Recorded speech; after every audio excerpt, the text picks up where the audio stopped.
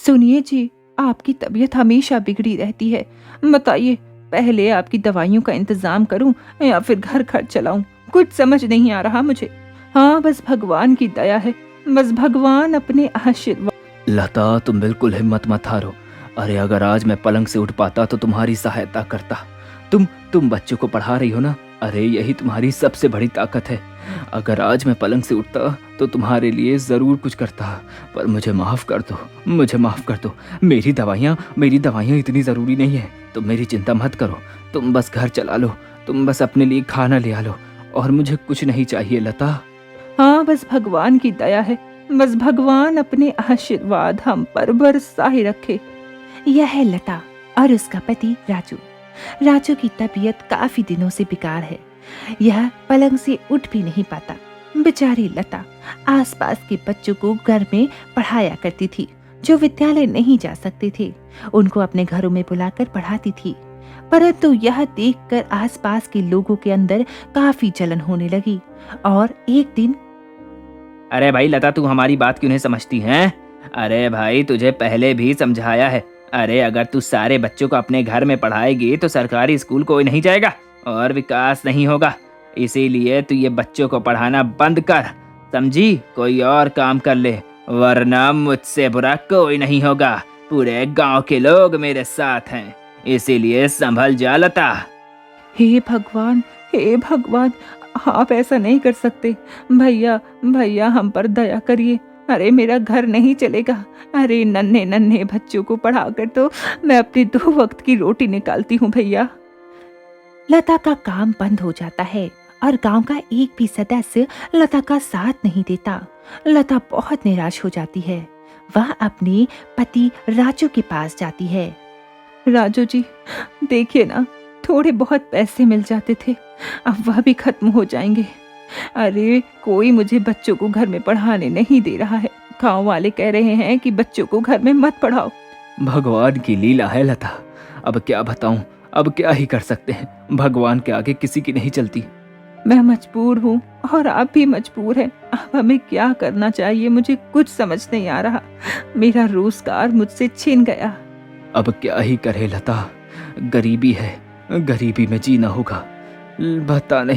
पता नहीं अब क्या होगा। भगवान कोई रास्ता तो जरूर दिखाएगा लता। बेचारी लता बैठे बैठे सिर्फ कल के दिन के लिए सोच रही थी। पता नहीं कल लता के यहाँ कौन सी नई मुसीबत आएगी। अगले दिन लता बाजार की ओर चली जाती है।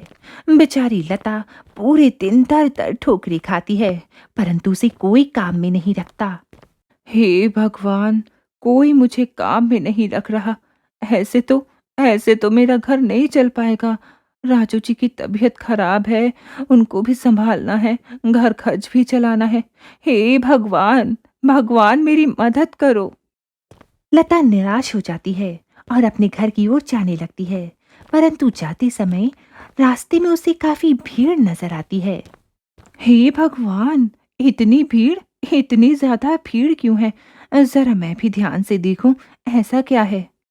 लता जब ध्यान से देखती है तो उसे समझ आता है कि एक समोसे वाले का ठेला खड़ा है और उसके इर्द गिर्द कई सारे लोग समोसा खाने के लिए खड़े हुए हैं। समोसा की खुशबू दूर दूर तक थी। ग्राहक खींचे चले आ रहे थे। समोसा वाला एक जगह खड़ा होकर लोगों को अपनी ओर बुला रहा था। अरे भैया, समोसे ले लो, समोसे। बहुत ही स्वादिष्ट समोसे हैं, एक बार खाओगे तो बार बार खाओगे। अरे आओ आओ, समोसे लो। अरे दीदी आओ। अरे भैया, स्वादिष्ट स्वादिष्ट चटनी के साथ स्वादिष्ट स्वादिष्ट समोसे खाओ भाई, जल्दी आओ। समोसे की खुशबू हर जगह फैल रही थी। हरी चटनी के साथ और लाल चटनी के साथ समोसे और स्वादिष्ट लग रहे थे। गरम गरम तेल में जब समोसे निकल रहे थे तो मानो जैसे स्वर्ग का रास्ता मिल गया हो। ओहो, देखो देखो, कितने सारे लोग समोसे वाले के पास हैं। आजकल तो समोसे वालों की भी बल्ले बल्ले हैं। तभी लता के दिमाग में एक तरकीब आती है। क्यों ना मैं भी ऐसा कोई धंधा शुरू करूं। अगर मैं भी ठेला लगाऊं तो शायद शायद मेरे घर में फिर से लक्ष्मी आ जाएंगी। फिर से हमारे घर कुछ पैसे आएंगे। राजू जी से बात करती हूँ इस बारे में, शायद राजू जी मुझे कुछ बता पाए। लता अपने मन में एक नई आशा की किरण लेकर घर की ओर चल पड़ती है। घर जाते ही लता अपने पति राजू से बोलती है, राजू जी मुझे आपसे कुछ बात पूछनी है। बोलो बोलो, क्या हुआ? आखिर बात क्या है? अभी मैं रास्ते से आ रही थी, तभी मुझे एक समोसे वाला दिखा। अरे उसका ठेला मैंने देखा, अरे बाप रे बाप, इतनी भीड़ इतनी भीड़ इतनी भीड़, मैं क्या बताऊं। अरे उसकी खुशबू भी बड़ी अच्छी थी। अरे मेरा तो दिमाग देखकर एकदम खराब ही हो गया।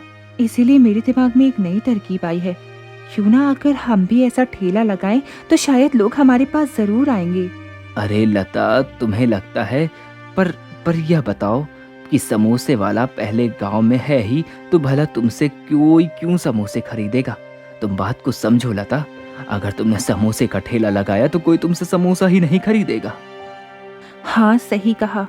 अरे तो मैं भेलपूरी या पानी पूरी या फिर चाट, ऐसी कोई स्वादिष्ट व्यंजनों का ठेला लगा ले तो? अरे नहीं नहीं लता, अरे उसके ठेले तो गांव की हर एक गली गली में है। तो क्या करे? काफी देर तक लता बैठकर सोचती रही। तभी उसके दिमाग में एक नई तरकीब आई। उसने राजू से कहा, अरे हाँ, क्यों ना हम लोग छोले भटूरे का ठेला लगाए। अरे छोले भटूरे तो सिर्फ ढाबों में और होटलों में मिलते हैं। अब बताइए, अगर यह सब चीजें हमारे ठेलों में मिलेंगी तो लोग बड़े चाव से खाएंगे। हाँ हाँ, सही कहा। तो ठीक है, तय रहा। अब मैं जो पैसे जमा करके रखे थे उनमें से कुछ राशन खरीद लेती हूँ और छोले भटूरे बनाऊंगी। उसके बाद देखती हूँ, अगर मेरे छोले भटूरे अच्छे बने और लोगों ने उन्हें पसंद किया तो मैं इसे बड़े पैमाने में बनाकर बेचूंगी। अगले दिन सूरज अभी उगा भी नहीं था, परंतु लता उठ चुकी थी।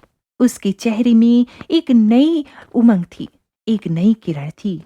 वह बहुत खुश थी और अपने नए कार्य को शुरू करने के लिए वह सबसे पहले भगवान का आशीर्वाद लेती है। उसने छोले भटूरे बनाना शुरू कर दिया। उसकी छोलों की खुशबू हर घर में फैलने लगी और उसकी पूरियां भी एकदम फूल फूल कर बनने लगी। छोलों में बहुत ही अच्छे मसाले की खुशबू आ रही थी और उसके भटूरे भी एकदम मुलायम थे। उसने प्याज और खीरे काटकर सलाद बनाया और इसमें नींबू निचोड़कर डाल दिया, जिससे स्वाद और भी बढ़ गया।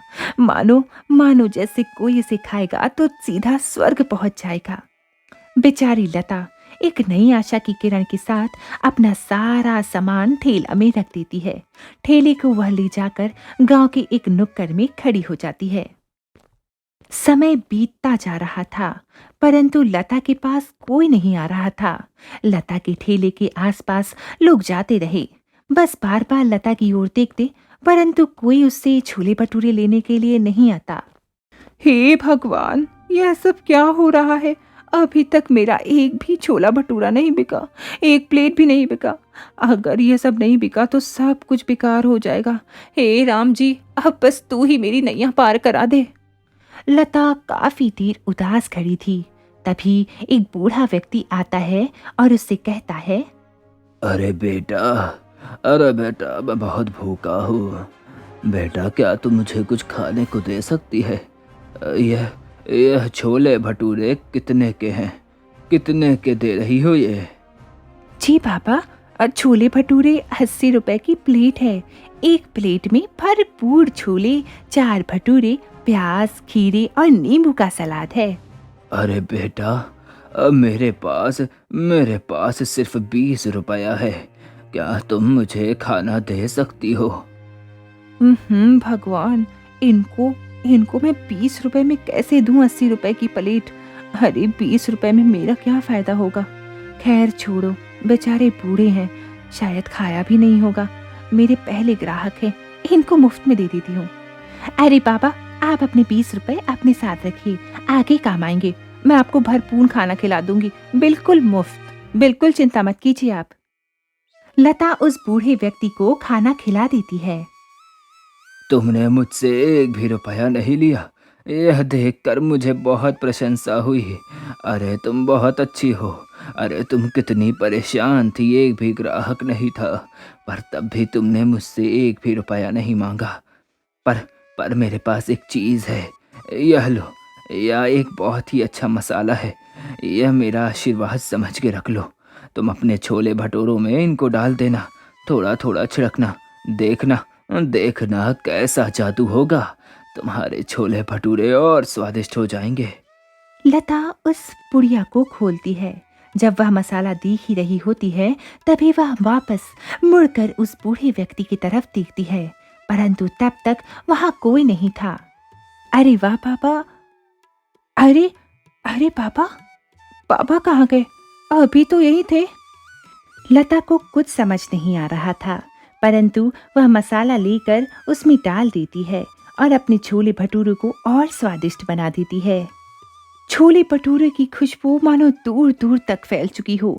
लोग उसकी खुशबू सूंघकर आधे घंटे में पूरे छोले भटूरे खत्म कर देते हैं और सब कुछ खत्म हो जाता है। यह देखकर लता बहुत ज्यादा खुश हो जाती है। उसने शायद यह भगवान का चमत्कार समझा। वह समझी कि वह बूढ़ा व्यक्ति कोई और नहीं बल्कि भगवान का स्वरूप था। यह सारी बात लता जाकर अपने पति को बताती है। अगले दिन लता खूब सारे छोले भटूरे बनाती है।